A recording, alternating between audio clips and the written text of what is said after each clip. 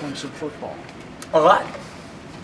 I'm many things. I'm an Auburn Tiger, but I've come over here on many occasions. Obviously, my daughter's looking at coming to school here.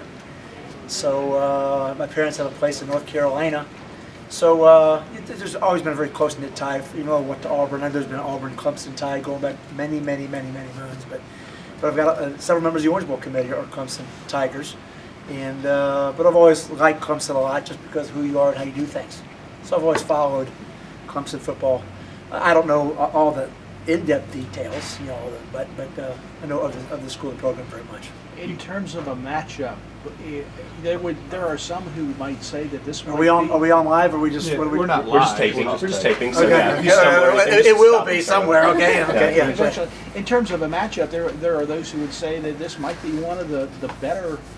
You know, if you were to put together a couple teams that could create for some entertainment for even the casual football fan, this might be one of the better ones.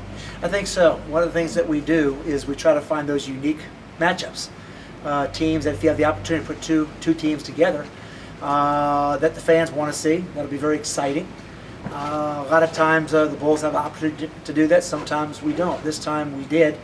Both teams basically averaging over 30 points, over 400 yards a game, and obviously programs that are very good. So they have a lot of fireworks, a lot of offense, and it very well could come down to who has the ball last in the fourth quarter. So we think it's a very compelling story, a very compelling game, and we think it'll be very exciting for the fans. No question about it. With sort of who's slotted for you guys with the ACC and the Big East, you guys, I would think, after, say, a Virginia Tech-Cincinnati matchup a couple of years ago, this has to look awfully appealing simply because of the fan bases, I would assume. Well, it does, but obviously we have the tie with the ACC and a large berth. But there's automatic qualifiers, you know, and not automatic qualifiers. But obviously there's a list of teams are more than the slots that are available. So to the extent that we can, as I mentioned before, that we can try to put together that unique matchup. And how we do that is a lot of times during the year we will travel obviously to various games throughout the year, and we'll spend time with the fans, you know, tailgating before the games and kind of get an idea as to kind of what if scenarios, if you will. So it doesn't mean that we're able to pull that off, but in the days after 9/11, people obviously travel patterns have changed, logistics have changed. People want wow, they want unique.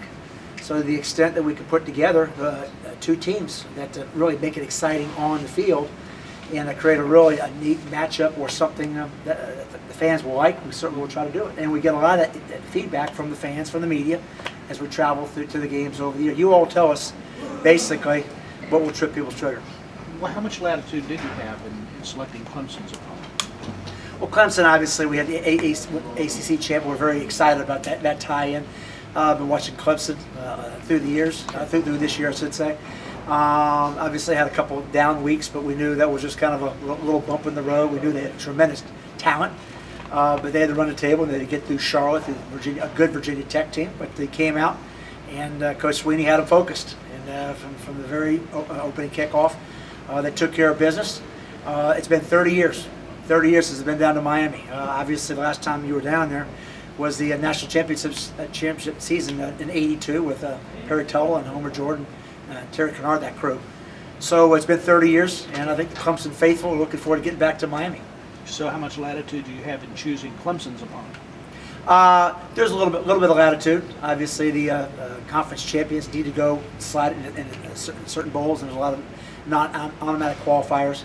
So we had some latitude, but going to get back again to my initial comment about that unique matchup, Clemson and Virginia, West Virginia have not played in many years. I mean, it was a Gator Bowl many years ago. So they're two high-powered offenses. They match up very well. There's a geographic tie-in, so we thought all those pieces came together to really get us a good product on the field. This was a game Clemson fans would have liked to see 4 years ago when Rich was still at West Virginia and Tommy Bowden was here. Yeah. Kind of quirk to the whole thing. Exactly. So it's also the solid orange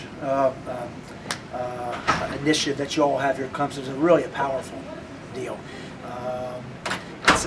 Our tagline is "This is orange." It's interesting. It all kind of ties in. We just launched that, so it's really interesting.